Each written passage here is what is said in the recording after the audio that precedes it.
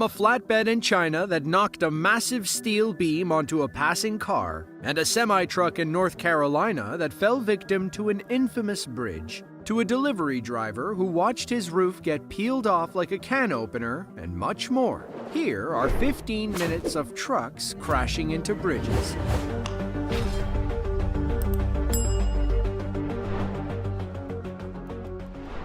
Dezhou, China is a prefecture-level city in Shandong province. It's home to about 5.7 million people and one very unlucky driver. Or lucky, depending on how you look at it. It was October 21st of 2019. A flatbed driver loaded an excavator onto his rig and hit the road. Up ahead, he saw a giant steel barrier across the road.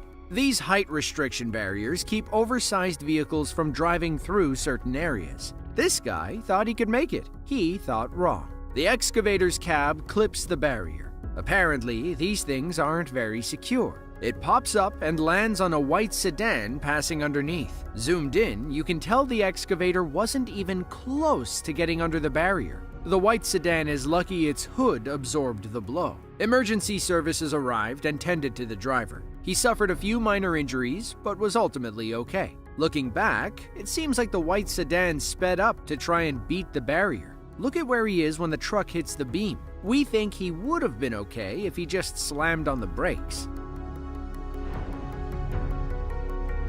Total 30 and Total 30 for Astigmatism are the only monthly replacement contact lenses with. Have you ever taken one look at something and thought, yep, that's a terrible idea? Well, if you were working with these Indonesian men in December of 2016, you would have been the only voice of reason. We're not sure where in the country this fiasco took place. Our driver pulled up to this rickety booby trap and assumed he could clear it. Confidence and stupidity are a dangerous combo.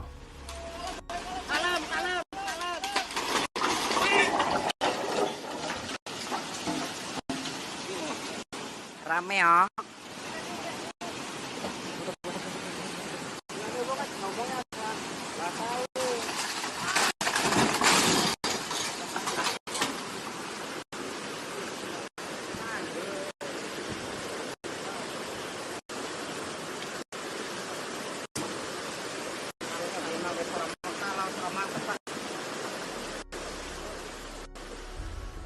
The bridge looks like something a child made with popsicle sticks. Our driver is lucky he escaped at the last possible second. The truck fell through as soon as his feet touched the wood. Let this video be a valuable lesson. If something looks like a bad idea, it probably is.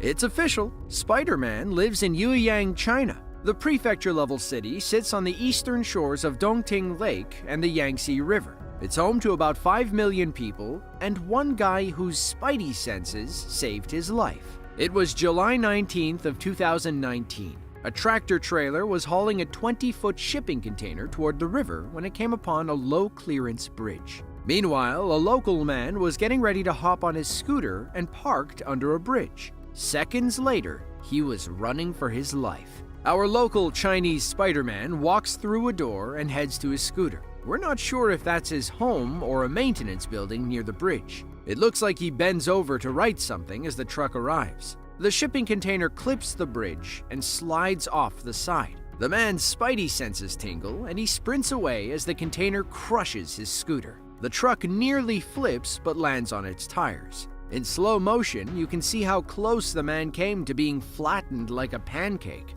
Okay, so maybe he doesn't have spider powers. Anyone would have heard the crash and ran. Still, you can't deny this dude was quick on his feet.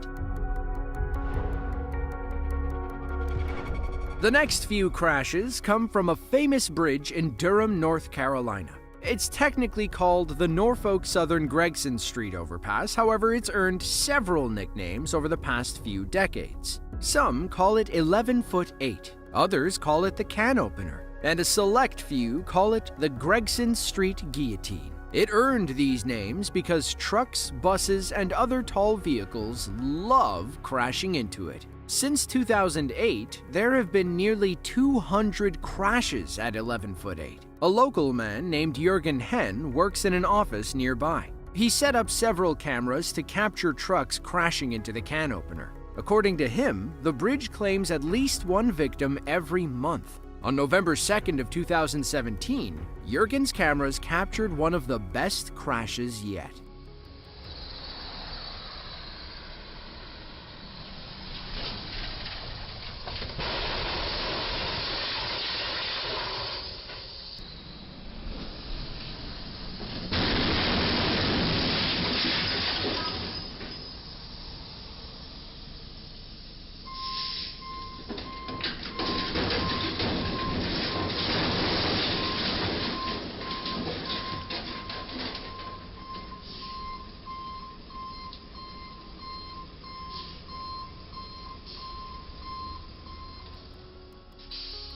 A few minutes later, a coach bus almost suffered the same fate. Luckily, they stopped in time and were able to turn left. According to Yuyang's website, the drivers were trying to beat a light when they sliced the top of their truck off. Both men were taken to the hospital for minor injuries. This was crash number 125 since April of 2008, when Yuyang first set up his cameras.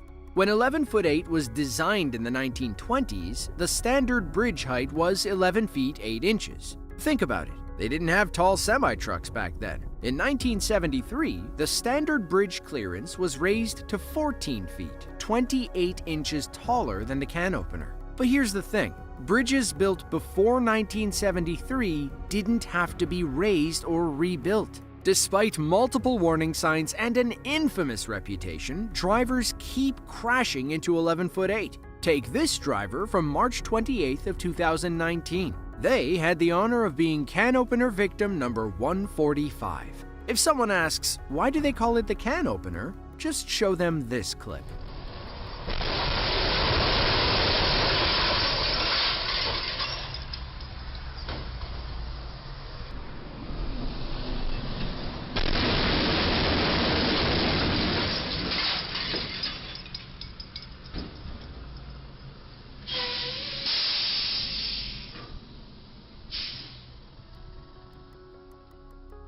Once again, another impatient trucker tried to beat a yellow light and paid for it. Now, instead of arriving 30 seconds early, they'll be several days late. Yuyang said crash number 145 was the biggest mess he had ever seen. The semi was stuck for 90 minutes before they could winch it from the can opener's jaws. Luckily, the driver was okay and nobody got hurt during the crash. Later that night, sometime around 9, the truck finally took the left turn it should have taken several hours ago. For all the trucks that have crashed into it, it's amazing that 11'8" hasn't suffered any serious damage. Perhaps that's a testament to old-school American infrastructure, or greed.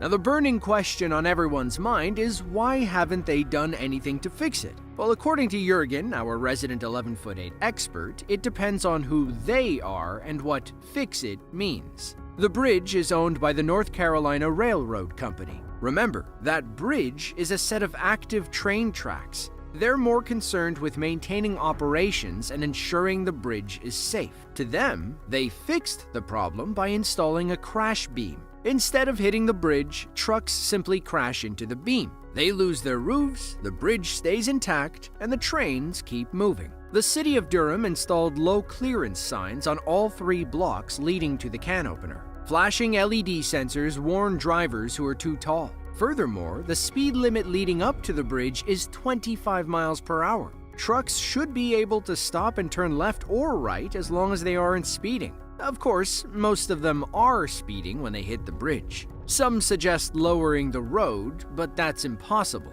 There are sewer lines a few feet below it. Digging it up would cause too much chaos. The next option was raising the bridge, but nobody wanted to spend the money. Then, in October of 2019, the North Carolina Railroad Company shelled out $500,000 to raise the bridge 8 inches to 12 feet 4 inches. Yuyang was there to document the project and explain what the future holds for the famous bridge. The new height is still below regulation clearance. Getting it to 14 feet was never going to happen, so the city of Durham left all the warning signals in place. They hoped raising the bridge would solve the problem, but deep down, Yuyang knew it wouldn't. The new bridge claimed its first victim on November 26th of 2016, 22 days after being raised to 12 feet 4 inches. Luckily for this driver, the can opener only got a tiny nibble. But you can tell the driver thought about it before going under. He decided to ignore the flashing lights and test his luck.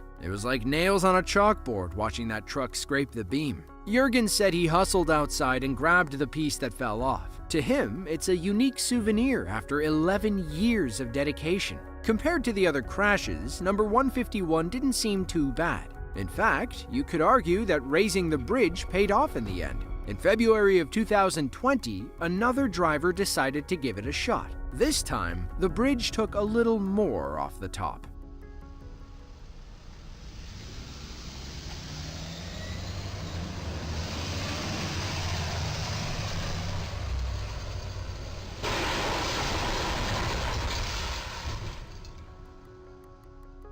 It was beginning to look like the can opener's glory days were behind it. Then, in September of 2020, crash number 157 happened.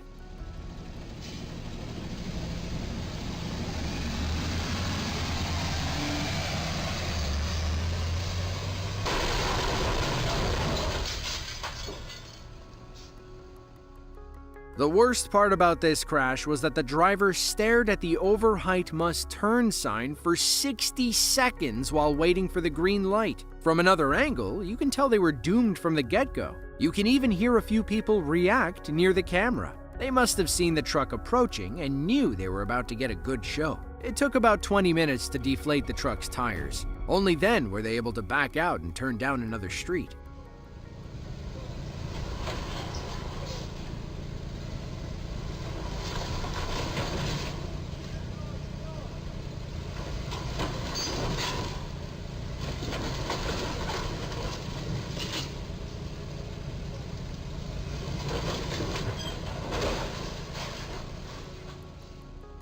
By Yuyang's count, there have been 29 crashes at the can opener since raising the bridge. The worst year was 2015, with 19 recorded accidents. There were only 8 in 2020, but another 13 in 2021. The most satisfying crash occurred on May 13th of 2021. It's what you'd call a perfect peel.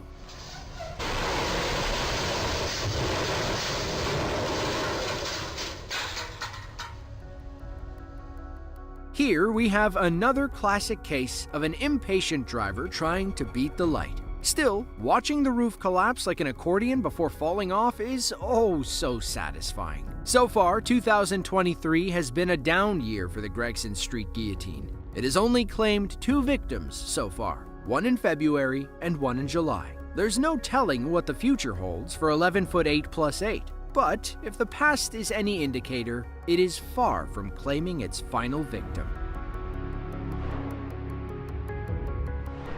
Back on October 15th of 2020, a truck driver was minding his business when suddenly disaster struck. The man was carrying a wind turbine blade on the bed of his truck, but apparently had not realized just how tall his load was. As he drove down the road in the city of Chongqing, he approached an overpass. CCTV footage captured the moment the blade crashed into the bridge, causing the structure to partially collapse. Aftermath footage shows the extent of the damage, as the entire highway was closed and part of the bridge was hanging down onto the road below.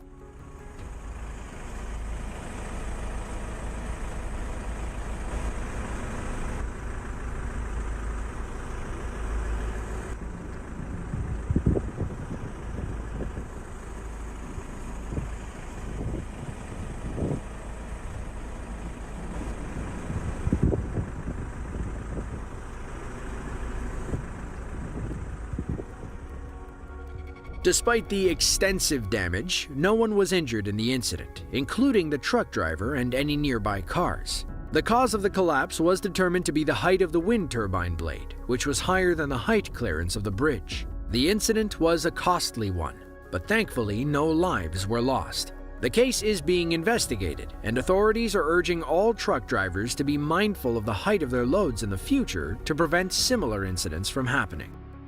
If you enjoyed this video and want to see another just like it, then be sure to click the link on screen now. With that, thanks for watching, and be sure to tune in next time.